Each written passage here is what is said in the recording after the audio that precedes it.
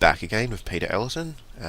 Just had a little break there, so we were just about to discuss the ideas of another philosopher who's coming to speak at the conference, David Pearce, and he's a utilitarian, British utilitarian philosopher who wants to work towards abolishing suffering in all sentient life, not just humans, I might add, right?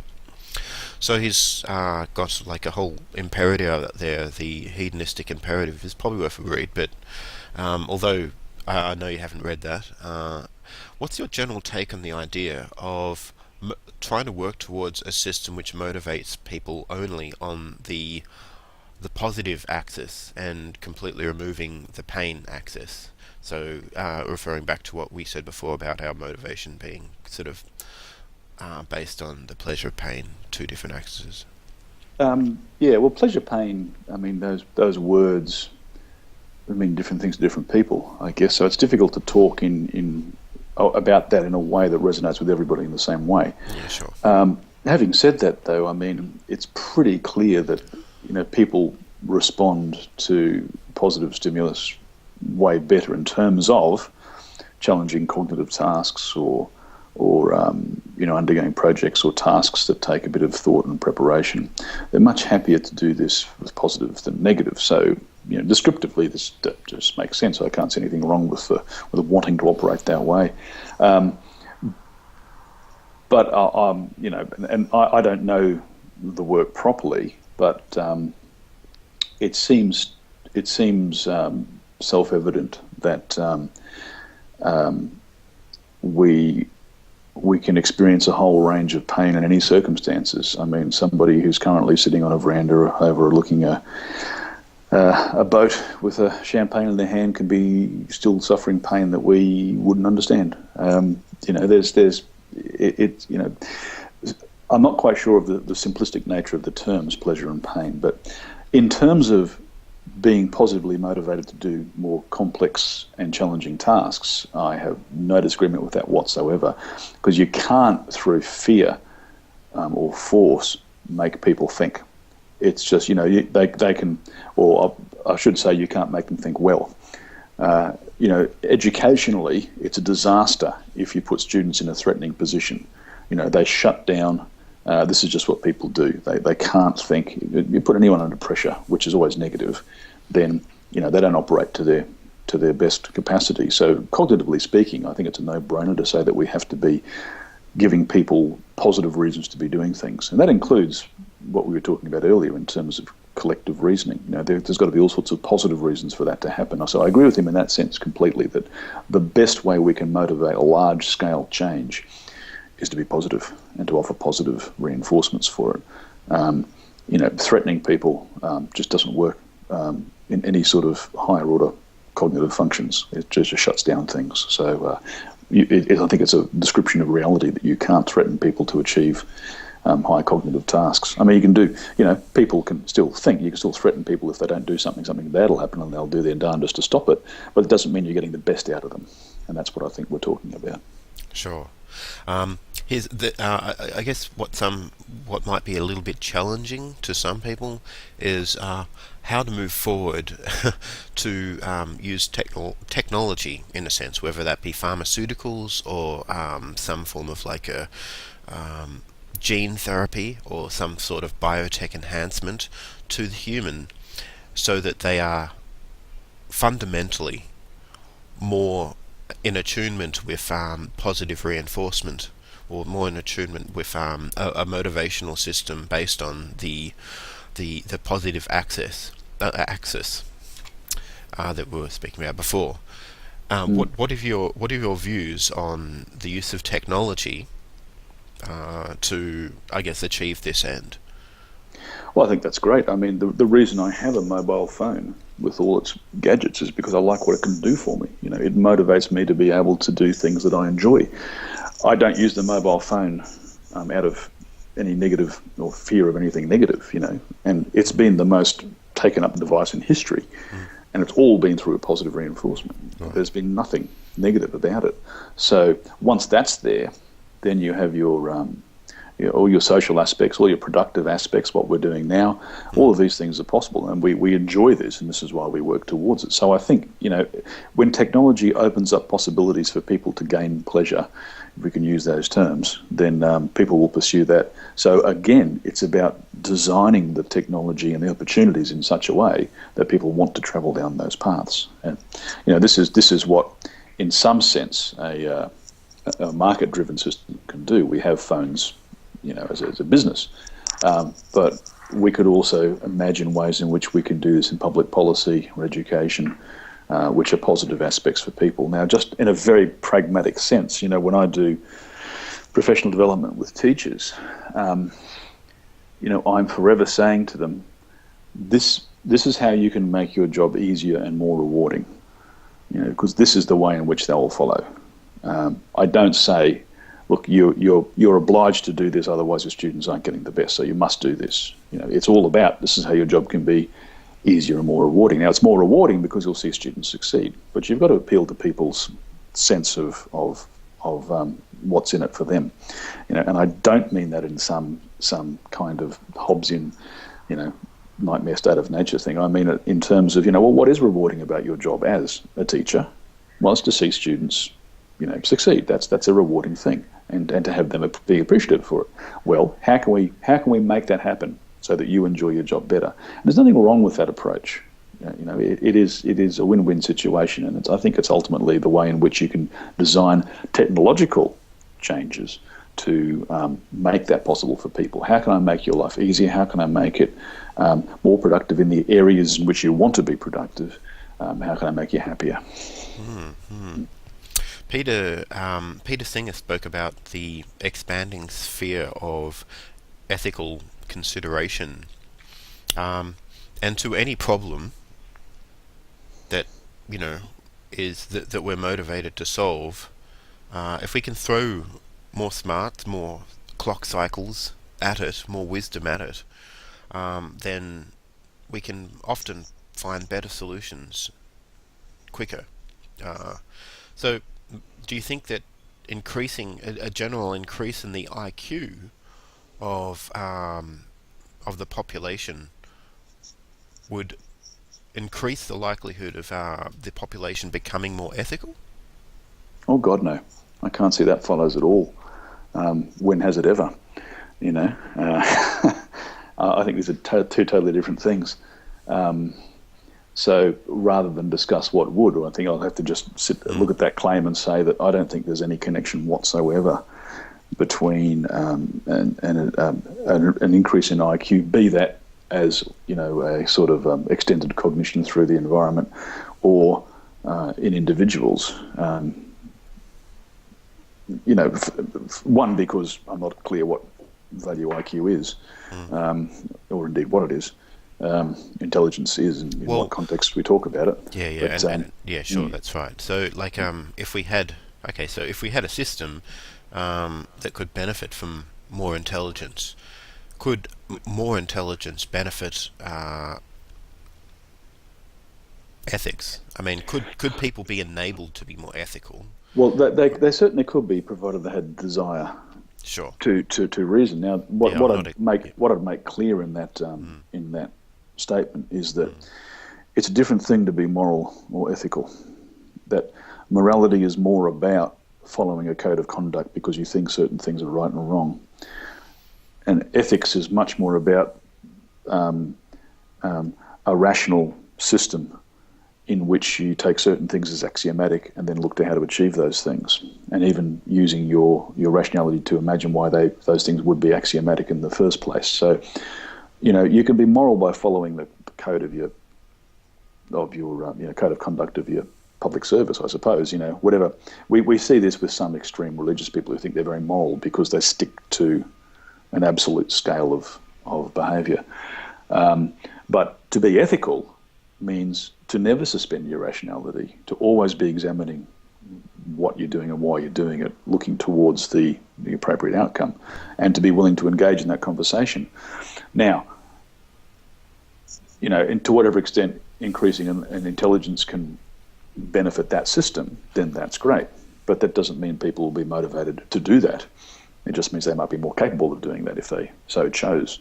But I guess that's the point we're at. To whatever extent it does help that rational, ethical behaviour and reasoning, then it can be a good thing. Okay, sure. Well, I mean, let's have a look at do you think there's a lot of psychological research concerning the impact of like our biases and heuristics on our judgment, on human judgment?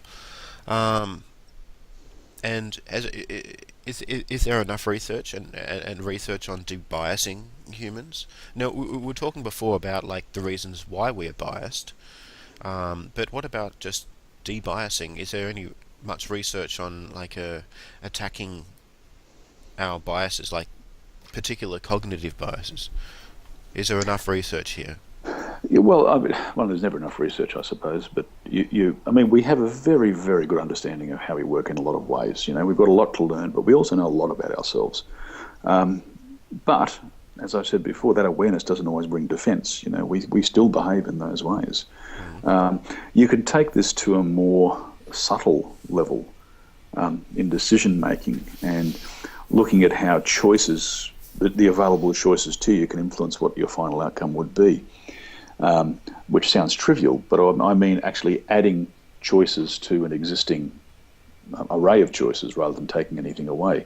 And the addition of extra choices can actually move you from one preference to another, even though those choices might seem undesirable in total. The ways in which we operate are far below the scope of our internal radar, often.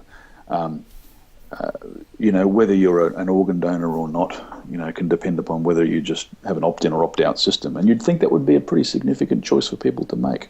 The ways in which goods and services are marketed to us that influence us to choose one aspect over another without our even realising it. So again, the first step is to sort of talk about how these things work and why they're there. But it doesn't mean you're going to stop doing it. You're just there. It is. I firmly believe that this is how we are built to do this thing, and we can't be eternally vigilant about our own internal processes. It will be exhausting. What we can do is, as I said before, simply ask ourselves the question. And I think the best targeted questions are those about, why did I just decide that? Why have I arrived at this conclusion? Why is that particular piece of information having this emotional reaction on me? What associations is my brain making as I hear these things? These are the questions we can ask and hope that we might be able to understand ourselves a bit better.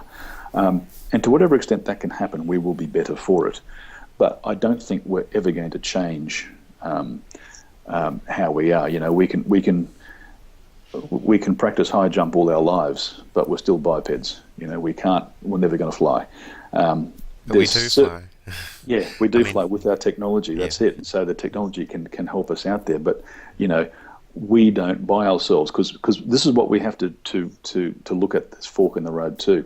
It's a good analogy, because by ourselves we can't fly. With our technology we can. By ourselves we can't combat fully all our cognitive biases and trends and modes of thinking. Will our technology enable us to do that in the same way that it helps us to jump and fly?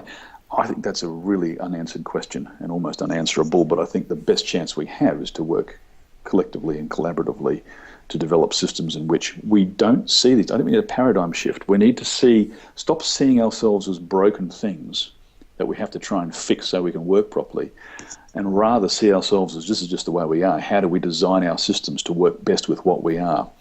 And, in doing that, I think we'll improve ourselves and our awareness of ourselves. But I think it's a far more productive way to travel than to imagine that we are some sort of, truth-seeking device that's just a well-oiled, rational machine. That's never going to take us to places we want to be if we think that way about ourselves. We can do that, but that's not all we are, and we can't ignore the other aspects. Sure. Well, it's interesting. A lot of the technologies that we have developed actually have extended our human capacities, not just by picking up a phone, but by having surgery, for instance, will give us more years of life and may actually help us think more clearly if we're getting more blood to our brain, and prevent us from having strokes. And we have technologies that can give people like a new heart, or give people a new set of legs. So we have prosthetics to that we've been able to, I guess, give people in order to increase their quality of life. As technology gets better and better, we may be able to do this with on the mental side with brain-computer interfaces. We already do that to sort of alleviate effects of Parkinson's and whatnot. What's that? Oh God, I forgot what it was called when people just shake a lot. The Parkinson's they shake, and lymphoma. Epilepsy. Sorry, Epilepsy. epilepsy. Yeah. So we have sort of brain-computer interfaces that can regulate signals in epileptic patients, and that helps them, I guess, alleviate the problem there. So, I mean, look, there seems to be techniques that we can use. The more and more we understand, like the brain, the more and more we know we can how plastic it is, and the more we know we can actually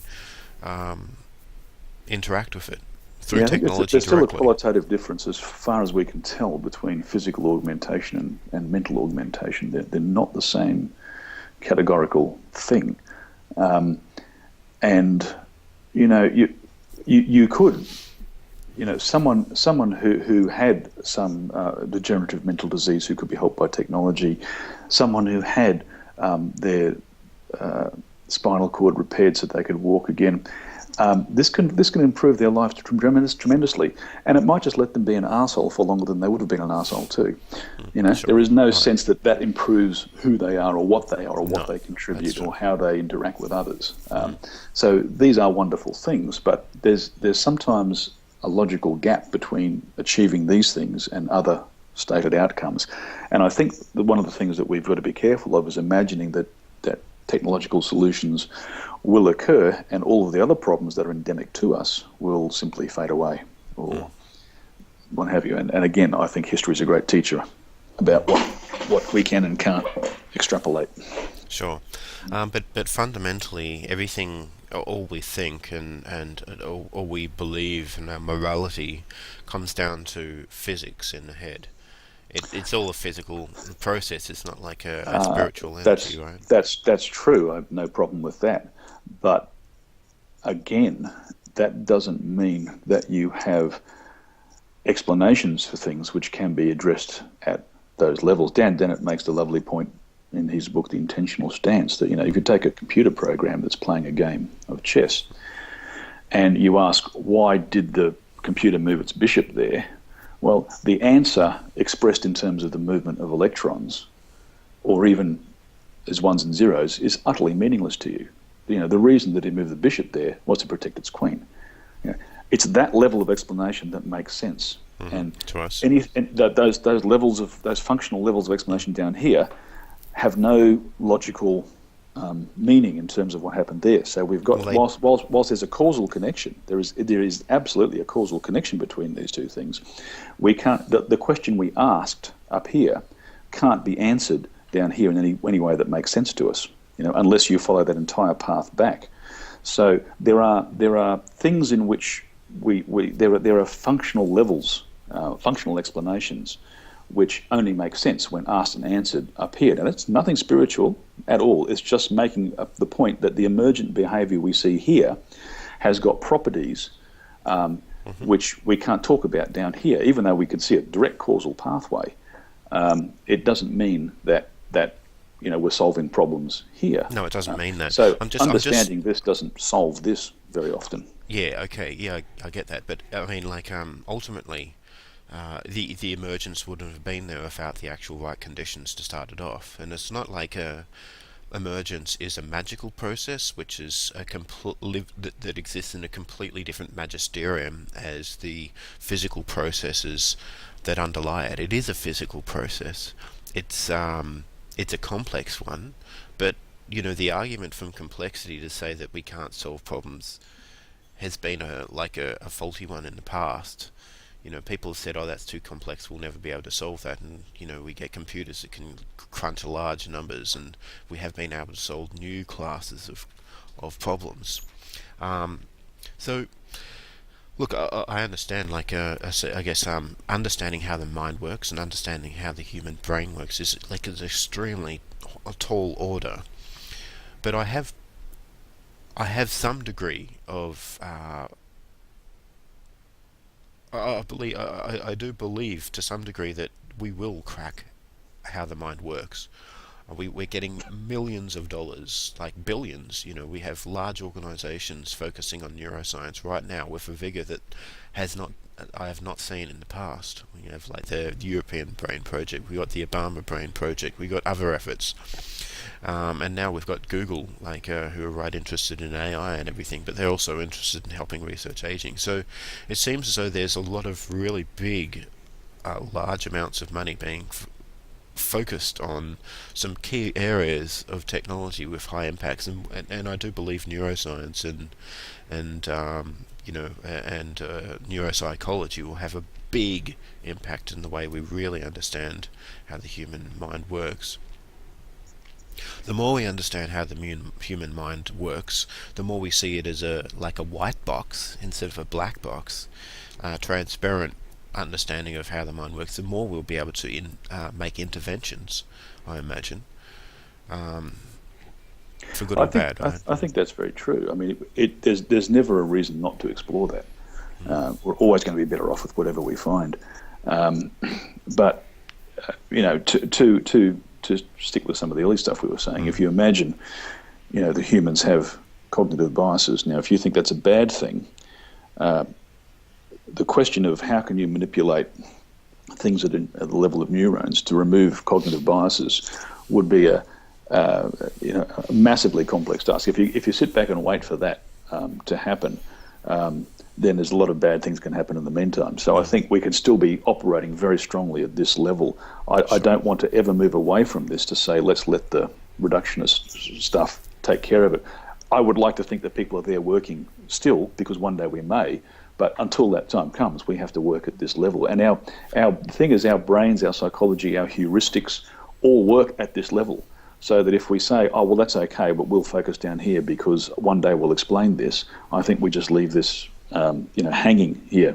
And I think we can work really effectively here at this higher level of functionality just as well as we are researching at the basic reductionist level. But we can't, I think, make the assumption that even within hundreds of years that we will be looking at an understanding of at a functional level in which we normally interact with our psychology and all the advantages and problems that cause, which we can manipulate at the reductionist level. There will certainly be some things that happen, no doubt about it, and we should still be trying.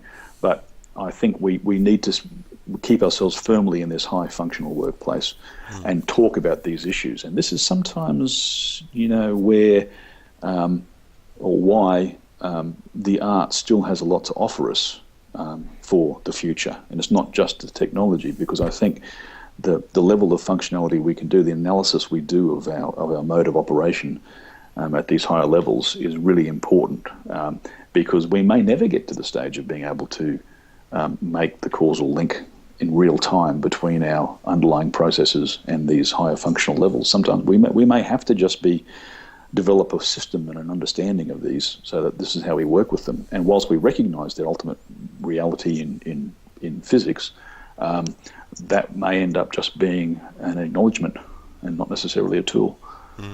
We don't know. We don't know is the point. Yeah. So I agree with that. And I do agree that we should be operating on many fronts. I mean, if we can build interventions into our into our psychology, into our actual brain, if we can use interfaces to be able to connect to cognitive agents that enable us to think in real time towards an external entity, perhaps.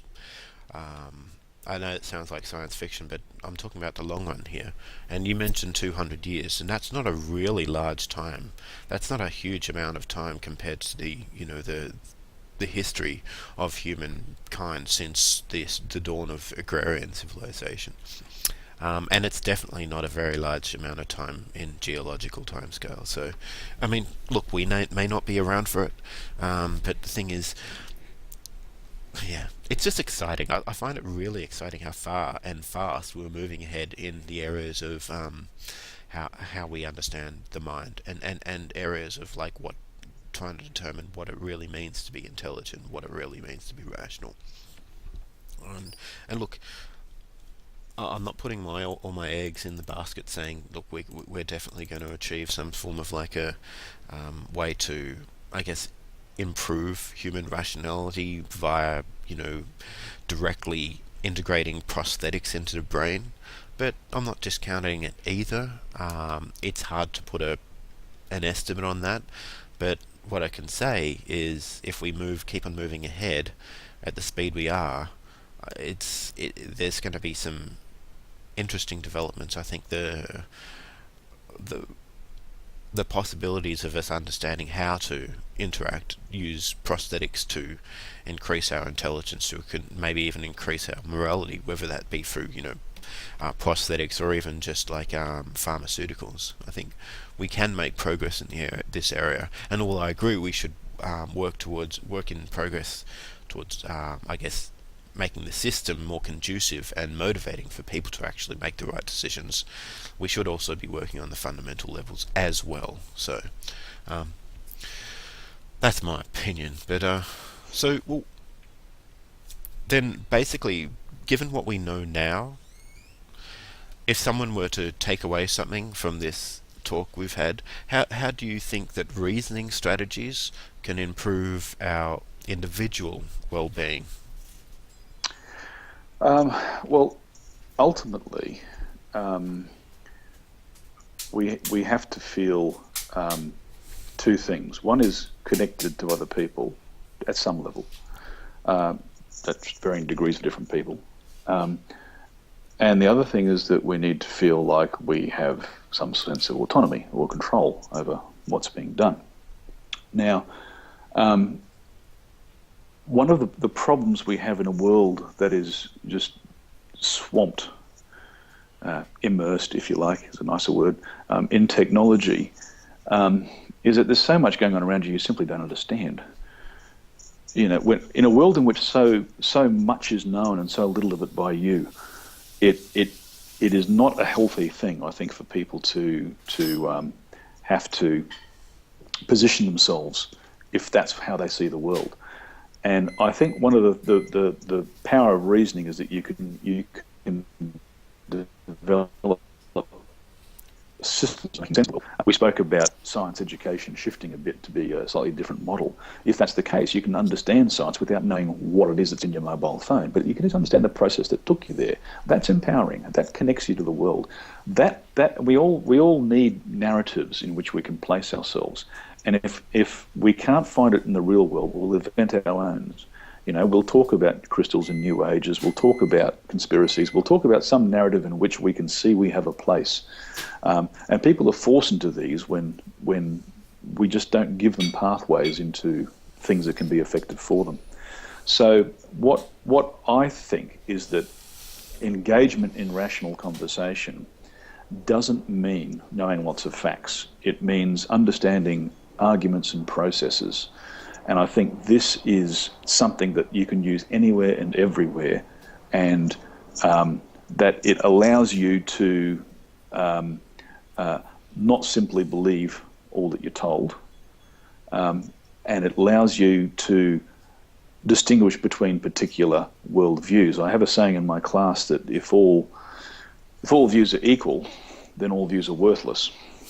And this is how you can find yourself in life, with just worthless ideas around you because nothing stands out. So what are the tools you need to actually discern which ideas are better than others?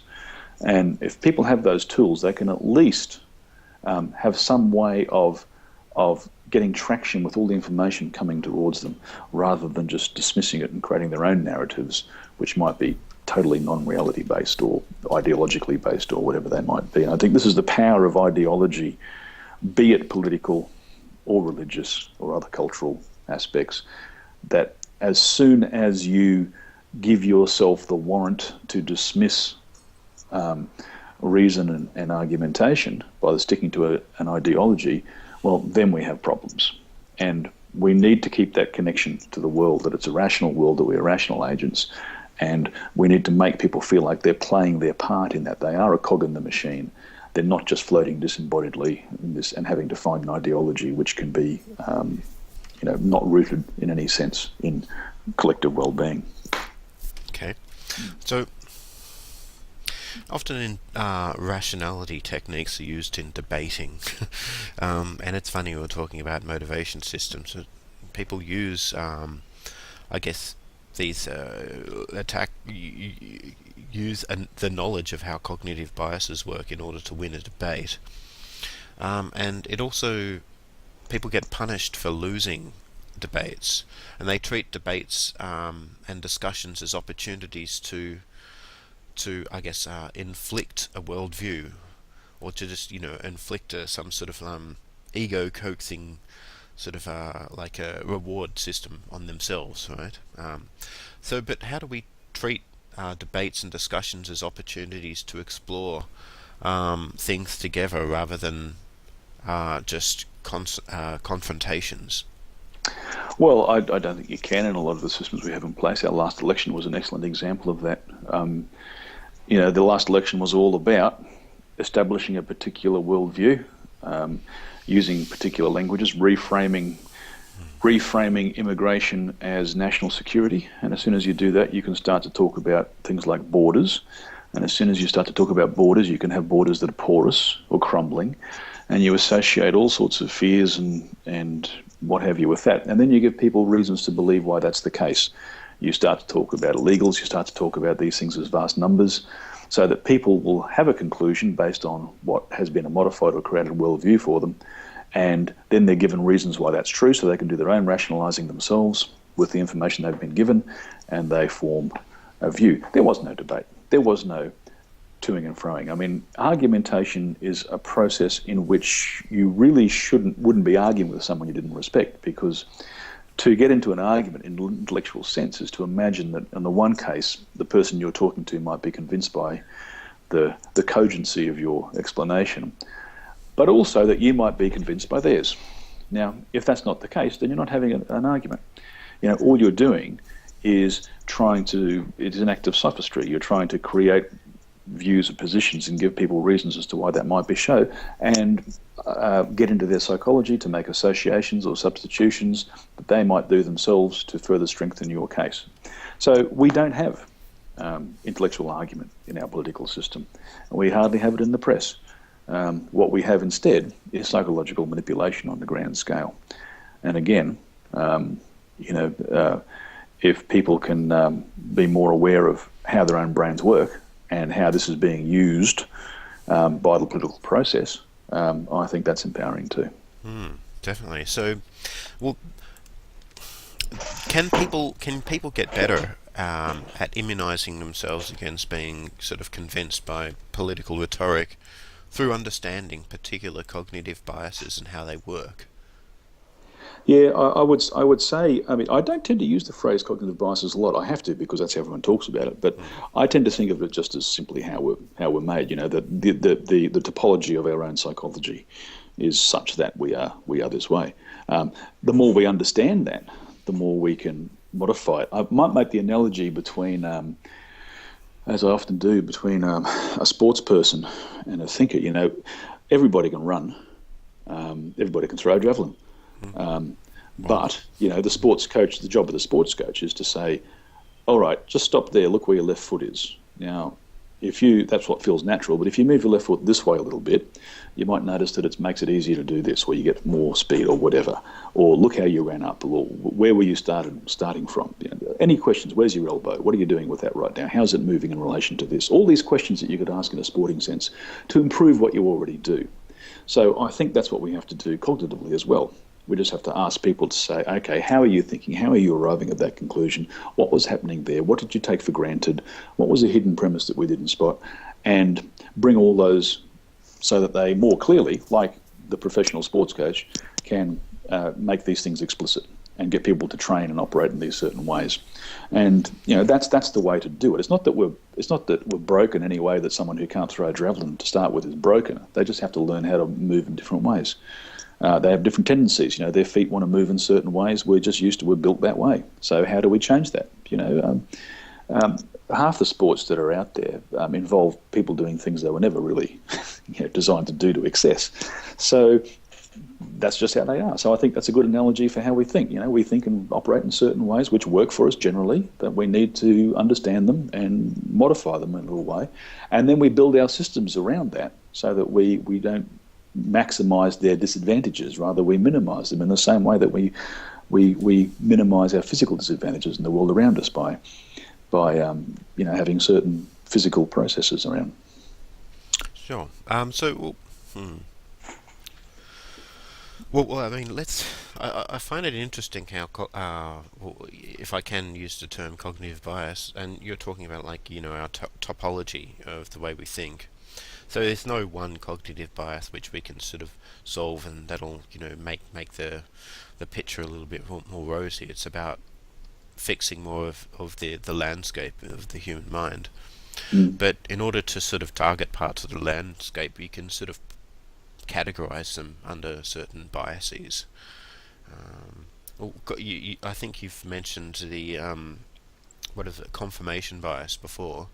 I thought it would be useful to just talk about a few cognitive biases by topic, and discuss what they are and how to sort of take steps towards immunizing ourselves against the negative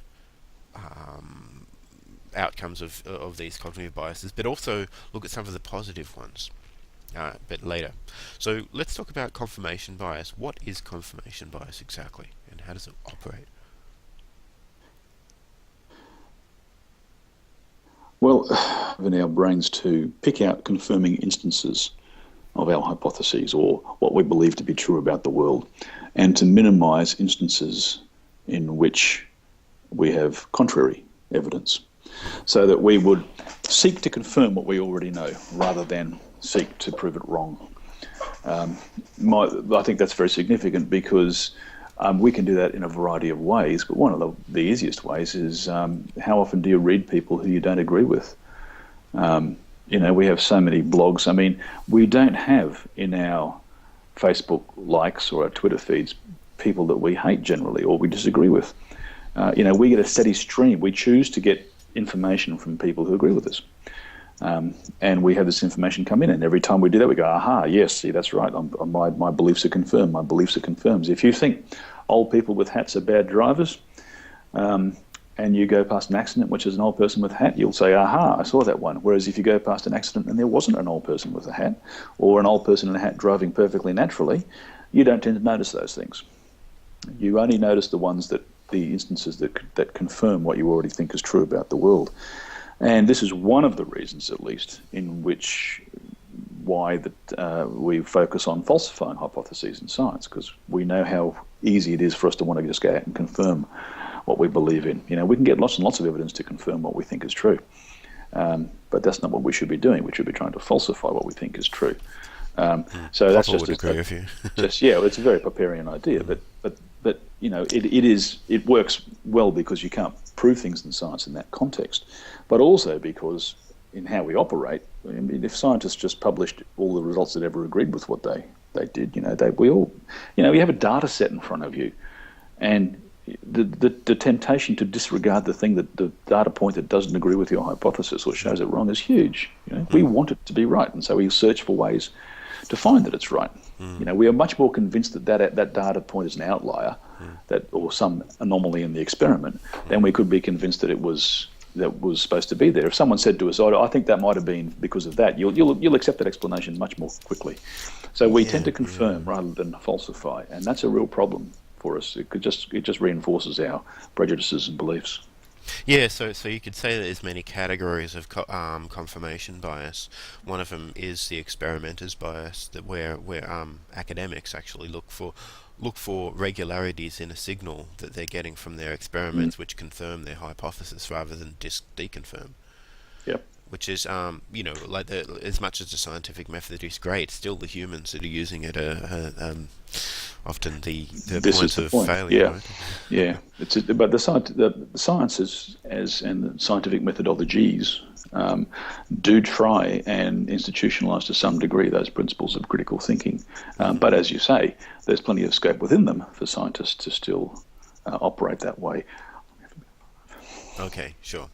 And another one would be status quo bias, which seems to affect the way we assess the ethical outcomes of change. And I think this is an interesting one because we could be very it brings to mind the precautionary principle idea, where if you're going to take any path of action, if there's any possibility that some bad can come out of it, don't do it. Taken to the extremes, right? Or be very careful. But then again, sometimes the fact that it's not assessed is the risks of staying stagnant, the risks of of not acting, given that we're in a dynamic environment. And so, yeah, what's your thoughts on the whole status quo bias? Well, conservatism is conservatism for a reason. I mean, if it ain't broke, don't fix it. Maybe it's broken, we don't want to know about it. But there's all sorts of reasons why the immediate has a much more powerful effect on you than the possible future. So I think there's a lot to be said for. I mean, we don't want to be running off in every direction all the time. And again, there's probably a good evolutionary reason why we have such a bias. You don't want to be trying new food every day. Sometimes the payoff is huge. Very often it's not. Perhaps more often than it's not. So you can understand those sorts of things. And again, it's just understanding that that's how we're built. It doesn't mean we can't overcome it, but it just means we accept it as something that's going to, we become aware of it.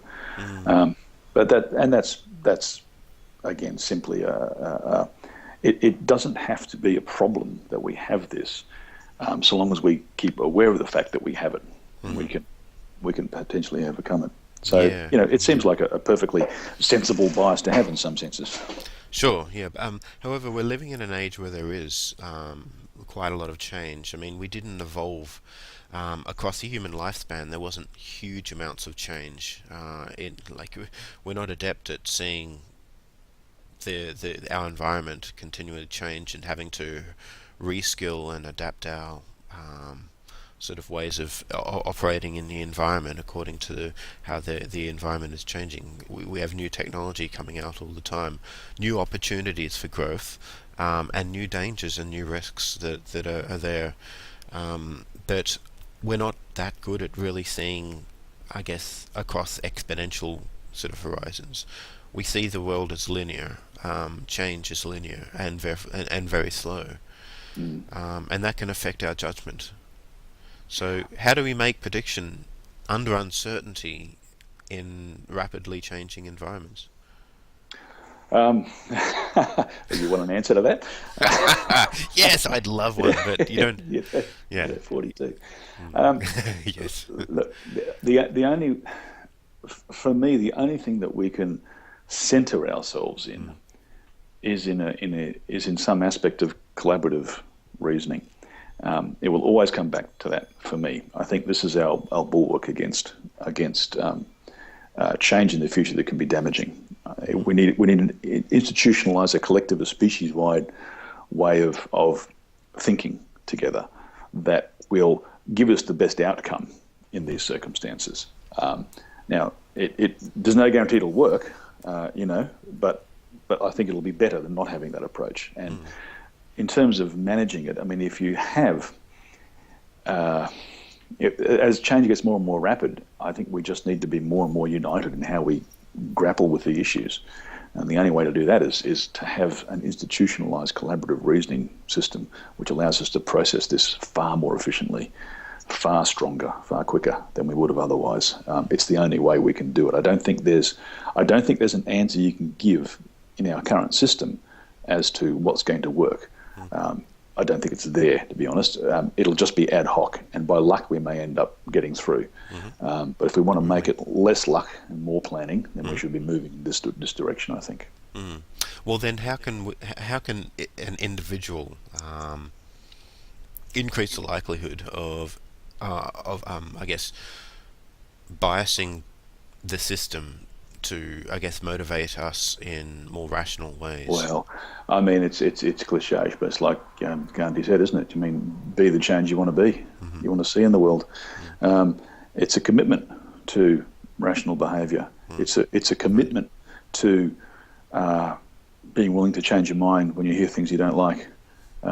It's that if you can do that and make that overt, then in short of institutional change, then this is the best thing we can do. And I think this is why groups like the rationalists and other free thinkers are very useful, because they can at least get people who are more willing to make that commitment themselves, and they're standing up and publicly advocating for these things. So that's a great thing.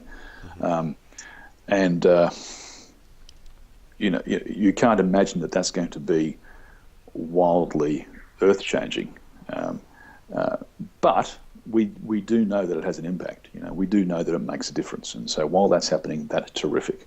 And that's what individuals can do right now. For my money, if you really want, the biggest change you can make is to be involved in education, is to work in ways in which you get students to think that way. And you can churn out over a career, you can have thousands of people who would think better than if they didn't have, someone listening to this who's thinking of being a teacher, didn't have them involved. They make a big difference, So I think there are sweet spots we can work in right now, but I think we have to have that larger goal of collaborative reasoning. Excellent. Well, it's been a fantastic conversation. I really appreciate your time, Peter Ellerton. No, And very I enjoyable. certainly am looking forward to hearing your talk and hearing Well, I don't your have to come feedback. now. I've said it all. I don't have to. But A I'm bit pretty more. sure it'll be Just a bit very more. interesting how